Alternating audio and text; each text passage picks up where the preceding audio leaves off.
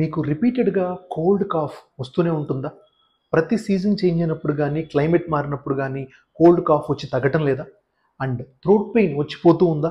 రిపీటెడ్‌గా throat clear చేసుకోవాల్సొస్తుందా? And facial pain వస్తుందా?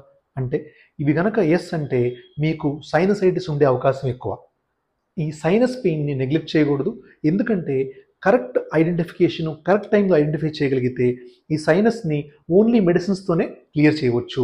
మనకి డిలే అయ్యే కొద్ది రిపీటెడ్ ఇన్ఫెక్షన్స్ కనుక అయితే, రిపీటెడ్ సైనసైటిస్ కనుక క్రానిక్‌లోకెళ్తే మనకు సర్జరీ కూడా రిక్వైర్ అవుతుంది.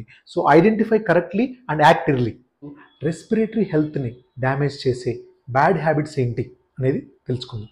రెస్పిరేటరీ ఆర్ లంగ్ హెల్త్ బాగుండాలి అంటే మనం కొన్ని హ్యాబిట్స్ని 100% అవాయిడ్ చేయాలండి. అదేంటి? మెయిన్ మోస్ట్ కామన్ అందరికీ తెలిసింది స్మోకింగ్. స్మోకింగ్ సిగరెట్స్ కానీ, బీడీ, చుట్టా కానీ కంపల్సరీగా 100% అవాయిడ్ చేయాలి. ఆల్రెడీ ఎగ్జిస్టింగ్ వాళ్ళు స్టాప్ చేయాలి. సెకండ్, ఈ మధ్య కాలంలో ఇది బాగా ఫేమస్ అండి, ఈ సిగరెట్. ఈ సిగరెట్ కానీ, వేపింగ్ కానీ చాలామంది వెరీ సేఫ్ అనుకుంటున్నారు. కానీ ఈ సిగరెట్, వ్యాపింగ్ కూడా ఈక్వల్లీ డేంజరస్. స్మోకింగ్ ఎలా అయితే డేంజరస్ దానివల్లనే ఈక్వల్లీ డేంజరస్. ఇది స్టడీస్లో ప్రూవ్ అయిందండి.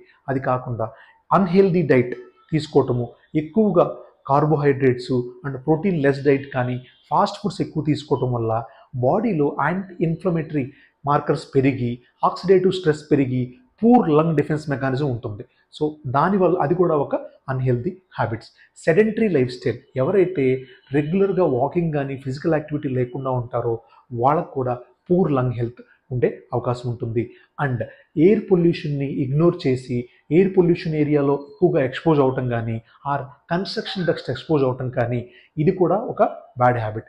అండ్ దాంతోపాటు ఎవరైతే మాస్క్ పెట్టుకోవటానికి ఇగ్నోర్ చేస్తూ ఉంటారో, అంటే బయటకు వచ్చినప్పుడు పొల్యూషన్లో ఉన్నప్పుడు కానీ, ఏదైనా డస్ట్ ఉన్నప్పుడు కానీ మాస్క్ పెట్టుకోవడం ఇగ్నోర్ చేస్తారో వాళ్ళకు కూడా లంగ్ హెల్త్ పూర్గా ఉండే అవకాశం ఉంటుందండి. ఇవన్నీ కూడా bad habits of lung health అండి అండ్ పూర్ హెల్త్. వీటన్నిటిని అసలు ఫాలో అవ్వకుండా అదర్ గుడ్ హ్యాబిట్స్ ఫాలో అయ్యి లంగ్ హెల్త్ని ఇంప్రూవ్ చేసుకోవచ్చు. రెస్పిరేటరీ